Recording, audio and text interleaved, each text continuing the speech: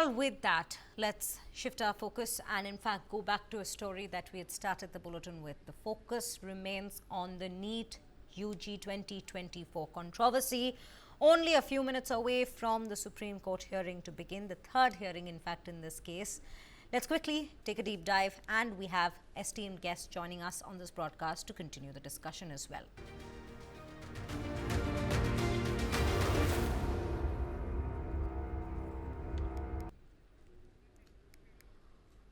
Well, with that now, let's quickly take a recap of all that's happened so far, even as of today, what exactly has gone down. On Monday, July 8th, when the last hearing had taken place in the Supreme Court had asked for a report, for a status report from the centre with regards to the investigation that's taken place so far into the matter, because there is a big question that's now been posed with regards to the malpractices, because the centre has said that there is no malpractice, or rather mass malpractice, that's taken place. They've denied it, barring for some centres. In fact, they have cited some 47 students were involved in irregularities, but the rest of them, which constitutes 24 lakh students, the exams were conducted normally without any irregularity.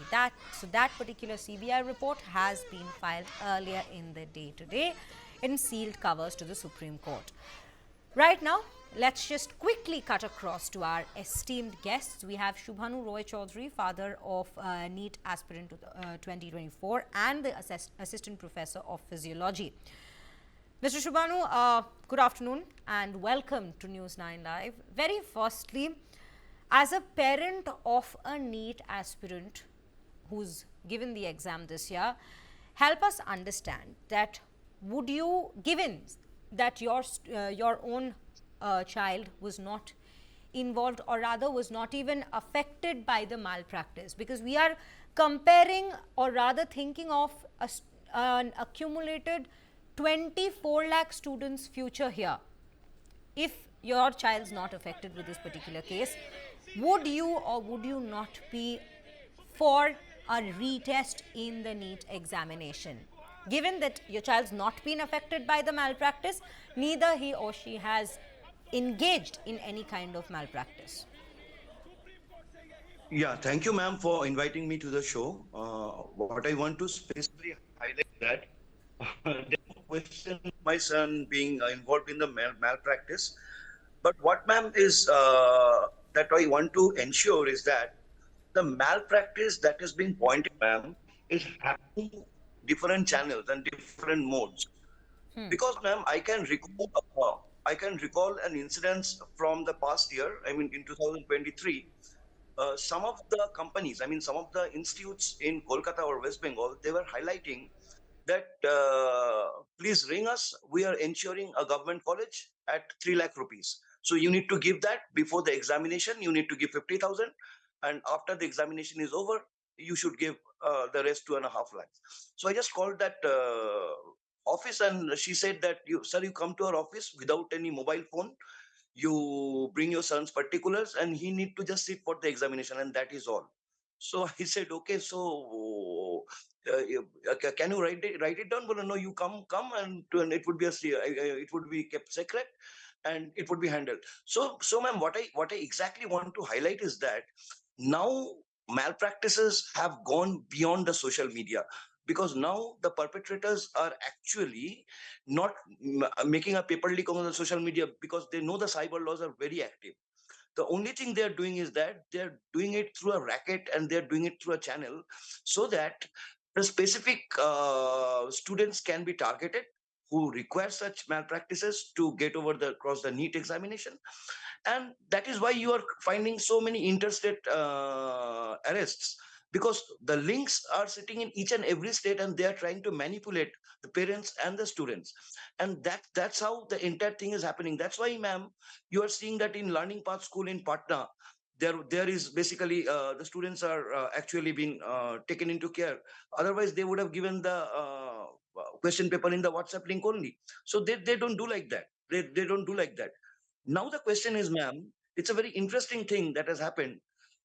it is being seen that all the students who have been exposed to that malpractice scheme, all the beneficiaries are getting marks of 100, 200, 300, 400, 609. So my question is to the Honorable Supreme Court that how can it be possible to isolate even an individual of 609 marks who has gone through that malpractice claim and a person of 608 not getting a chance in any of the government medical colleges, whatsoever course he is or whatsoever state he is. So that is one of the issues, ma'am. That's the main point. The second point is, ma'am, Justice Chandrachud very rightly asked for a very simple thing, that why this rank escalation has taken place.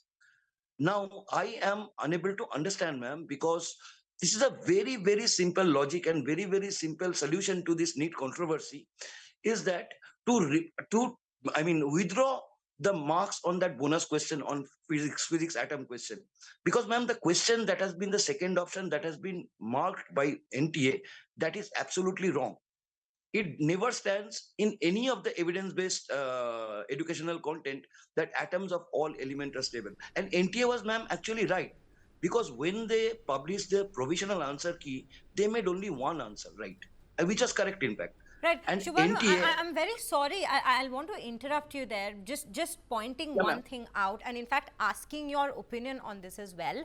That the center having filed an affidavit yesterday with regards to this entire matter, they have said they have attributed this entire, the marks having gone, the ranks having gone up this year. They've attributed it to 25% reduction in the syllabus. Do you, as a professor as well as a parent of a NEET aspirant, think that that is the case at all? Ma'am, it's a very pertinent question that you have raised. That 25% reduction in syllabus has gone into that mark inflation. I agree. I completely agree to that notion, because some of the students, because there was no, that 25% reduction in syllabus applies to all. But ma'am, the thing is that if the syllabus was being easy and if the syllabus was basically being manageable by a more number of students, so the rank would be inflated. But ma'am, the thing is that then the rank inflation at lower ranks should have been the same. It's not like that. You would be seeing that. In fact, I can also refer to an IIT report that came yesterday by IIT Madras, where they did the data analysis, and they also found that the bell-shaped curve that they're giving, that it's absolutely perfect and normal with any year. But from what they are not specifically looking into, they're looking at the things, they're not looking into the things. They should justify that the rank inflation could go only by normal process, whatever with syllabus reduction or with everything, it can go maximum to maximum, ma'am, only 2 times. Suppose a rank holder in 2023 of 26,000 would have a rank of 52,000 and not a rank of 75,000. And this, ma'am, is only attributed. I have my all data analytics ready, ma'am, and I can pretty well show to any of the apex court or any of the authorities that rank inflation has happened only due to giving of that 5 marks bonus. Ma'am, this I can justify because, ma'am, NTA in their own booklet, you will see they have also reiterated in the court that if you are not giving that bonus marks, so the number of toppers would be only 17 and not 67. So you can imagine, ma'am, if giving 5 marks bonus at if 715 marks took them to 720, what can happen to the lower ranks? How the people are being pumped in? Ma'am, the students and the coaching institutes employed a very, very bad malpractice of pressurizing the NTA to give a correct option that was published in their book in late 2018. Is this relevant? Ma'am, in fact, I can show you the NTA booklet this time. The NTA booklet for NEET 2024, they have categorically written the NEET syllabus for 2024 should be the rationalized content of NCRT from 2022 to 2023. And ma'am, the NCRT website, if you go to the NCRT website, you will find that the new NCRT books from 2022 or 2021 even, they are giving that correct option that NTA only agreed to give. And NTA was, ma'am, actually right. NTA gave only the one correct option initially. And when that pressure came, ma'am, now Just see the data analytics, ma'am. Only 13,000 students out of the entire 24 lakh students challenge that bonus needs to be given to the physics question.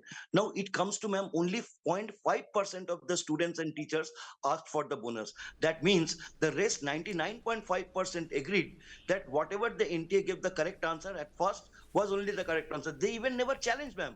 It was out of NTA who proactively went to their subject matter experts and tried to give a bonus. I don't know what is the rationale beyond it, because NTA as a leading body is well appraised to stand for scientific truth. Right. And ma'am, it's basically a mockery that if anybody says that the second option is right. I have talked to all of my friends, eminent friends and subject matter experts, that this is absolutely a wrong concept, wrong answer. Right. How can you teach wrong things? And ma'am, another interesting thing that has happened, ma'am, in the same NCR, the NEET-UG question, there was another related question to this atoms question. Over there, the concept is actually been violated. Yeah, then how come, ma'am, students were not challenging that question? They took that question right. Ma'am, I tell you what has happened. The students who are getting these marks, they found out a clause that in old NCRT book 2018, such statements were given. They catch hold of NTA. NTA went to the subject matter experts. NTA never showed the whatever the rules and regulations, what are the guiding principles of NEET 2024, what is the syllabus and content. Subject matter experts saw the two books, 2022 and 2018, and they said, okay, 2018 book, the 2018 book is written, so the students are actually right. But Right. that doesn't happen, ma'am.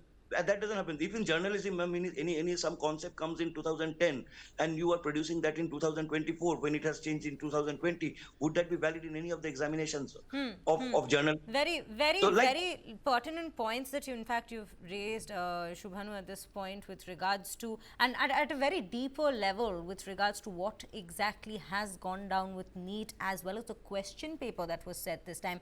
But Shubhanu, yes, let ma'am. me also ask you this. We just saw on 23rd of June a retest that had taken place for just a smaller batch of students, 1563 students. Even Correct. there we saw it was only 52% of students who came up again to, attend the retest, to appear for the retest. This raises two Right. questions because, you know what, the kind of aspirants who are there, it's a diverse group of students that we see who appear for these examinations, while there are students who might be actually able to take this re-examination yet again if it does in fact get announced. A considerable amount of students come from a background where they probably, their condition, their background might not even allow them to sit for an exam yet again. So in that case, which is also I think another point that the Supreme Court has in its mind, 24 lakh students that we are talking about here. Is it feasible for them to,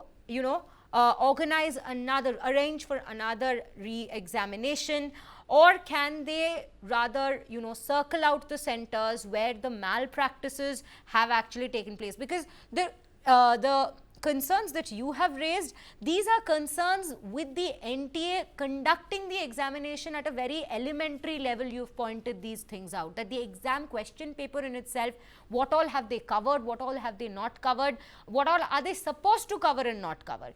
But if we just take a look at the malpractices that we're talking about today, the petitions that have been filed with regards to, what is your thought on that? Do you think if there is a re-examination that takes place for all of these 24 lakh students, all 24 lakh students would be appearing again, would be able to appear again for that matter? Ma'am, thank you for raising this question. And this question actually targets to 2025. Ma'am, NTA took the examination of 24 lakh students, and they clearly in their information booklet wrote that people and students from remote areas were allowed to take the test in absolute sanctity, and we had a larger participation. So if NTA cannot ensure a NEET examination, re-NEET examination on a mass level, if at all the re-NEET is being ordered, then how can we be sure that it would be conducted with the same spirit and same, dimension across India? With might be more than 25 lakh students would be appearing for the exam for the next year, to 25 to 28 lakh students. So it's not a question, ma'am, where people would be getting access or remote areas. because I'm in a college which is in a remote area. I teach in a college at a remote area, and I know that students from even they are more. They're educated to know this examination, know the syllabus, know the modalities of the test, sitting at the remote place, and their parents are also equally concerned. So I think it's not an issue where the examination would be conducted on a mass scale. Now, coming to your second question, ma'am, why did people 1560 out of 1563 only 52% appeared? There can be two clauses, ma'am. Number one, that some of the students who got a good score, maybe suppose 650, 656, and they're thinking that with that score, it is well manageable to enter into a state. Suppose they had got a bonus marks of 54 marks, which have taken to them to 710. So they thought that no, I don't require 710 because in my state, I am well satisfied with 656. So I will get a Right. chance. So why should I appear? For a retest?